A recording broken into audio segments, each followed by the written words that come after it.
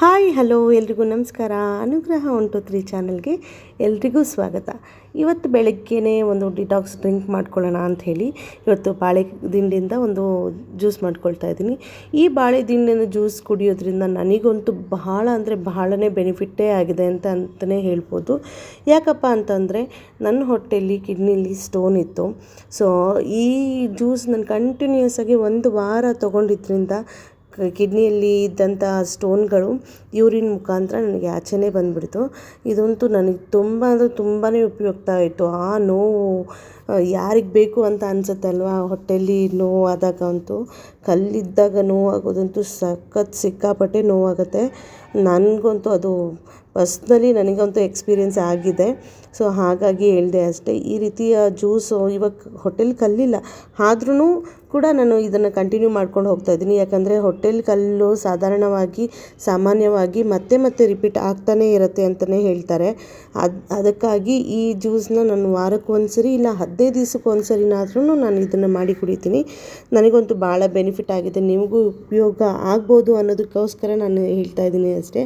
ಈ ರೀತಿಯಲ್ಲಿ ನಾನು ಇಲ್ಲಿ ಬಾಳೆದಿಂಡು, ಒಂದು ನೆಲ್ಲಿಕಾಯಿ, ಒಂದು ಅರ್ಧ ಇಂಚಷ್ಟು ಶುಂಠಿನ ಹಾಕಿ ನೀರು ಹಾಕಿ ಗ್ರೈಂಡ್ ಮಾಡಿಕೊಂಡು ಈ ರೀತಿಯಾಗಿ ಸೋದಿಸ್ಕೊಂಡು ಅದಕ್ಕೆ ಉಪ್ಪನ್ನು ಹಾಕಿ 2 ಗ್ಲಾಸು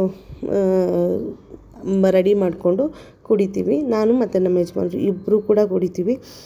ನನಗಂತೂ ಭಾಳ ಅಂದ್ರೆ ಹೇಳಿದ್ನಲ್ಲ, ನನಗಂತೂ ಎಕ್ಸ್ಪೀರಿಯೆನ್ಸ್ ಆಗಿದೆ. ನಿಮಗೂ ಕೂಡ ಈ ರೀತಿಯಾದ್ರಂಥ ಯಾವುದಾದ್ರೂ ಎಕ್ಸ್ಪೀರಿಯೆನ್ಸ್ ಆಗಿದ್ರೆ ನನ್ನ ಜೊತೆ ಶೇರ್ ಮಾಡಿ, ನನಗೆ ಕಾಮೆಂಟ್ ಮಾಡಿ ತಿಳಿಸಿ ಅಂತ ಹೇಳ್ತೀನಿ. ಮತ್ತು ಇದನ್ನು ಕುಡಿದು ಆದ ನಂತರನೇ ನಾನು ಅಕ್ಕಿ ರೊಟ್ಟಿನ ರೆಡಿ ಮಾಡ್ಕೊಳ್ಳೋಣ. ಅಕ್ಕಿ ಅಂದರೆ ರವೆ ಮತ್ತು ಅಕ್ಕಿ ಹಿಟ್ಟು ಎರಡನ್ನೂ ಹಾಕಿ ಒಂದು ರೊಟ್ಟಿ ಮಾಡ್ಕೊಳ್ಳೋಣ ಅಂತ ಹೇಳ್ಬಿಟ್ಟು ರೆಡಿ ಮಾಡ್ಕೋತೀನಿ. ಜ್ಯೂಸ್ ಅಂತೂ ರೆಡಿ ಆಯಿತು. ಜ್ಯೂಸ್ ರೆಡಿಯಾಗಿ ಕುಡಿದು ಅರ್ಧ ಮುಕ್ಕಾಲು ಗಂಟೆ ಟೈಮು ಇದನ್ನು ಕುಡ್ದಾದ್ಮೇಲೆ ಏನೂ ತಿನ್ನೋದಕ್ಕೆ ಹೋಗೋದಿಲ್ಲ, ಕುಡಿಯೋದಕ್ಕೂ ಹೋಗೋದಿಲ್ಲ. ಅದು ಯೂರಿನ್ಗೆ ಭಾಳ ಅಂದರೆ ಭಾಳನೇ ಅರ್ಜೆಂಟ್ ಆಗುತ್ತೆ. ಆ ಟೈಮಲ್ಲಿ ತನಕನೂ ಯೂರಿನ್ನ ತಡೆದು ಇಟ್ಕೊಂಡು ಆಮೇಲೆ ಹೋಗ್ತೀನಿ. ಈ ರೀತಿಯಾಗಿ ರವೆ ಮತ್ತು ಅಕ್ಕಿ ಹಿಟ್ಟು ಎರಡನ್ನೂ ಮಿಕ್ಸ್ ಮಾಡಿ ಇಟ್ಕೊಂಡಿದ್ದೀನಿ, ಬಿಸಿನೀರಲ್ಲಿ ಕಲಸಿ ಇಟ್ಕೊಂಡಿರೋದು. ಇದಕ್ಕೆ ನಾನು ಸ್ವಲ್ಪ ಈರುಳ್ಳಿ, ಹಸಿಮೆಣಸಿನ್ಕಾಯಿ, ಕೊತ್ತಂಬರಿ ಸೊಪ್ಪು, ಕ್ಯಾರೆಟು ಇದನ್ನೆಲ್ಲನೂ ತುರಿದು ಹಾಕ್ಕೊಳ್ತೀನಿ. ಈ ರೀತಿ ಮಾಡೋದ್ರಿಂದ ತುಂಬ ಅಂದರೆ ತುಂಬಾ ಟೇಸ್ಟಿಯಾಗೂ ಇರುತ್ತೆ ಮತ್ತು ನೋಡೋದಕ್ಕೂ ಕಲರ್ಫುಲ್ ಆಗಿರುತ್ತೆ. ಮಕ್ಕಳು ಲಂಚ್ ಬಾಕ್ಸಿಗೆ ಹಾಕಿದ್ರೆ ಆರಾಮಾಗಿ ತಿಂತಾರೆ. ಇದಕ್ಕೆ ಏನು ಚಟ್ನಿ ಏನು ಬೇಡನೇ ಬೇಡ. ಹಾಗಾಗಿ ನಾನು ಈ ರೀತಿಯಾಗಿ ಮಾಡಿಕೊಡ್ತೀನಿ ಮಕ್ಕಳಿಗೆ. ಆಲ್ರೆಡಿ 7:30 ಅಷ್ಟೊತ್ತಿಗೆಲ್ಲ ಮಕ್ಕಳು ಹೊರಟು ಬಿಡಬೇಕು. ನಾನಂತೂ ಈ ರೀತಿಯೆಲ್ಲ ಏನಾದರೂ ತಿಂಡಿಗಳನ್ನ ಇಟ್ಕೊಂಡ್ರೆ ಸ್ವಲ್ಪ ಲೇಟೇ ಆಗುತ್ತೆ. ರೊಟ್ಟಿ ಮಾಡೋದಂದರೆ ಸ್ವಲ್ಪ ಲೇಟ್ ಆಗುತ್ತಲ್ವ. ಸೊ ಇದ್ರ ಜೊತೆಗೆ ಬರೀ ಮಧ್ಯಾಹ್ನಕ್ಕೆ ಲಂಚ್ ಬಾಕ್ಸಿಗೆ 2 ಬಾಕ್ಸ್ ಕಟ್ಟಬೇಕು. ಯಾಕಂದರೆ ಒಂದು ಸ್ನ್ಯಾಕ್ಸ್ ಥರ ಒಂದು ಲಂಚ್ ಬಾಕ್ಸು ಕಟ್ಟಬೇಕು. ಹಾಗಾಗಿ ನಾನು ಇದು ಮತ್ತು ಚಿತ್ರಾನ್ನ ಎರಡೂ ಕೂಡ ಮಾಡ್ಕೊಂಡಿದ್ದೆ. ಇಲ್ಲಿ ನಾನು ಒಗ್ಗರಣೆಗೆ ಒಂದು ಸ್ವಲ್ಪ ಎಣ್ಣೆ, ಸಾಸಿವೆ, ಜೀರಿಗೆ, ಆಮೇಲೆ ಏನು ಕಟ್ ಮಾಡಿ ಇಟ್ಕೊಂಡಿರ್ತೀವಲ್ಲ ಅದನ್ನೆಲ್ಲನೂ ಹಾಕಿ ಫ್ರೈ ಮಾಡಿಕೊಂಡು ಈ ಹಿಟ್ಟಿಗೆ ಮಿಕ್ಸ್ ಮಾಡಿ ಒಂದು 10ರಿಂದ 15 ನಿಮಿಷ ಹಾಗೆಯೇ ಇಟ್ಬಿಡ್ತೀನಿ. ಇಟ್ಟಾದ ನಂತರ ಈ ರೀತಿಯಾಗಿ ಸಣ್ಣದಾಗಿ ರೊಟ್ಟಿ ತಟ್ಕೊಂಡು, ಸಣ್ಣದಾಗಿ ಅಂದರೆ ಒಂದು ಮೀಡಿಯಮ್ ಸೈಜಲ್ಲೇ ಇರುತ್ತೆ ಅಂತಲೇ ಹೇಳ್ಬೋದು, ಒಂದು ಗ್ಲಾಸ್ ಶೀಟ್ ಮೇಲೆ ಹಾಕ್ಕೊಂಡು ಈ ರೀತಿಯಾಗಿ ತಟ್ಕೊಳ್ತೀನಿ. ಈ ರೀತಿಯನ್ನು ತಟ್ಕೊಂಡು ಮಾಡ್ಕೋಬೋದು. ಮತ್ತು ನಾನು ಹಂಚ್ ಮೇಲೆ ತಟ್ಟೋದ್ರಿಂದನೂ ನನಗೆ ತುಂಬಾ ಈಸಿ ಅಂತ ಅನಿಸುತ್ತೆ. ಯಾಕಪ್ಪ ಅಂದರೆ ಹಂಚ್ ಮೇಲೆ ಡೈರೆಕ್ಟಾಗಿ ನೀರು ಕೈ ಮಾಡಿಕೊಂಡು ತಟ್ಬೋದು.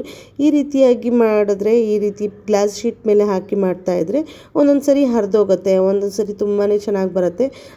ಗ್ಲಾಸ್ ಶೀಟ್ ಮೇಲೆ ಹಾಕಿದ್ರೆ ತುಂಬ ತೆಳ್ಳಗೆ ಬರುತ್ತೆ, ಅದಂತೂ ನಾನು ಹೇಳ್ತೀನಿ. ಹಂಚ ಮೇಲೆ ತಟ್ಟೋದ್ರಿಂದ ಸ್ವಲ್ಪ ದಪ್ಪನೇ ಇರುತ್ತೆ. ಎರಡೂ ಕಡೆ ಒಳ್ಳೆ ಎಣ್ಣೆ ಹಾಕ್ಬಿಟ್ಟು ರೋಸ್ಟ್ ಮಾಡಿ ತೊಗೊಂಡು ತಿಂತಾಯಿದ್ರೆ ತುಂಬ ಅಂದರೆ ತುಂಬಾ ಸೂಪರಾಗಿ ಇರುತ್ತೆ ಅಂತಲೇ ಹೇಳ್ಬೋದು. ಈ ರೀತಿಯಲ್ಲಿ ನೋಡಿ ಚಿತ್ರಾನ್ನನೂ ಮಾಡ್ಕೊಂಡಿದ್ದೀನಿ, ರೊಟ್ಟಿನೂ ಮಾಡ್ಕೊಂಡಿದ್ದೀನಿ. ತುಂಬ ಅಂದರೆ ತುಂಬಾ ಟೇಸ್ಟಿಯಾಗಿತ್ತು. ಮತ್ತು ಯಾವುದೇ ರೀತಿ ಚಟ್ನಿ ಬೇಡ. ನಾವು ಏನಾದರೂ ಚಟ್ನಿ ಪುಡಿ ಮಾಡ್ಕೊಂಡಿದ್ರೆ ಅದಕ್ಕೆ ಬೇಕಾದರೆ ಚಟ್ನಿ ಪುಡಿ ಕೂಡ ತಿನ್ಬೋದು, ವಯಸ್ಸಾದವರು ತಿನ್ಬೋದು. ರೊಟ್ಟಿ ಬರೀ ರವೆ ಹಾಕಿ ಮಾಡಿದ್ರೆ ಸ್ವಲ್ಪ ಕ್ರಿಸ್ಪಿಯಾಗಿ ಹೋಗುತ್ತೆ ಅಲ್ವಾ. ಹಾಗಾಗಿ ಸ್ವಲ್ಪ ಅಕ್ಕಿ ಹಿಟ್ಟನ್ನು ಸೇರಿಸ್ಕೊಂಡು ಮಾಡಿದ್ರೆ ಮುರಿಯೋದಿಲ್ಲ ಮತ್ತು ಚೆನ್ನಾಗೂ ಇರುತ್ತೆ, ಟೇಸ್ಟ್ ಕೂಡ ಚೆನ್ನಾಗಿರುತ್ತೆ. ಈ ರೀತಿಯಾಗಿ ಬಂತು ನೋಡಿ, ನನ್ನ ರೊಟ್ಟಿ ರೆಡಿ ಆಯಿತು. ಎರಡೂ ಸೈಡಲ್ಲಿ ಚೆನ್ನಾಗಿ ಸುಟ್ಕೊಂಡಿದ್ದೀನಿ.